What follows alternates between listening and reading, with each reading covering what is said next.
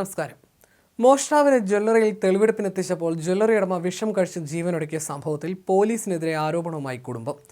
മണ്ണഞ്ചേരി സ്വദേശി പണിക്കാപ്പറമ്പിൽ രാധാകൃഷ്ണന്റെ മരണത്തിലാണ് പോലീസിനെതിരെ കുടുംബം രംഗത്തെത്തിയിരിക്കുന്നത്. പോലീസ് സ്റ്റേഷനിൽ വെച്ചും ജ്വല്ലറിയിൽ എത്തിച്ചപ്പോഴും പോലീസ് പിതാവിനെ മർദ്ദിച്ചുവെന്ന് കാട്ടി മുഖ്യമന്ത്രിക്കും DGPക്കും മകൻ രതീഷ് പരാതി നൽകി. കഴിഞ്ഞ 7-നാണ് മണ്ണഞ്ചേരി സ്വദേശി മുഹമ്മയിലെ രാജി ജ്വല്ലറി ഉടമയുമായ രാധാകൃഷ്ണൻ മരിക്കുന്നത്.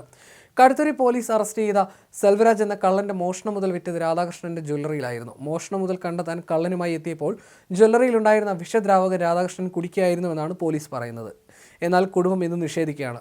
പോലീസിന്റെ മർദ്ദനം മൂലമാണ് രാധാകൃഷ്ണൻ മരിച്ചതെന്നാണ് കുടുംബം പറയുന്നത്. വിഷം കഴിച്ച് രാധാകൃഷ്ണനെ പ്രതിക്കൊപ്പമുണ്ടായിരുന്ന പോലീസ് ഉടൻ ആശുപത്രിയിൽ എത്തിച്ചെങ്കിലും ജീവൻ രക്ഷിക്കാനായില്ല. ജ്വല്ലറിയിൽ മോഷ്ടാവുമായി എത്തി പോലീസ് കാര്യങ്ങൾ ചോദിക്കുന്നതിനിടയിലാണ് അപ്രതീക്ഷിത സംഭവം. ജ്വല്ലറി ഉടമ വിഷദ്രാവകം കഴിക്കുകയായിരുന്നുവെന്നും ഉടനെ തന്നെ ആശുപത്രിയിൽ എത്തിച്ചിരുന്നുവെന്നും പോലീസ് പറഞ്ഞു. അതേസമയം മോഷ്ടാവിനെ പിടിക്കാൻ സഹായിച്ചത് രാധാകൃഷ്ണനാണെന്നും മർദ്ദനം ഉണ്ടായിട്ടില്ലെന്നുമാണ് കടുത്തുരുത്തി പോലീസിന്റെ വിശദീകരണം. രതീഷ് നൽകിയ പരാതിയിൽ അന്വേഷണം പുരോഗമിക്കുകയാണ്. സംസ്ഥാന ക്രൈംബ്രാഞ്ചിനാണ് അന്വേഷണ ചുമതല.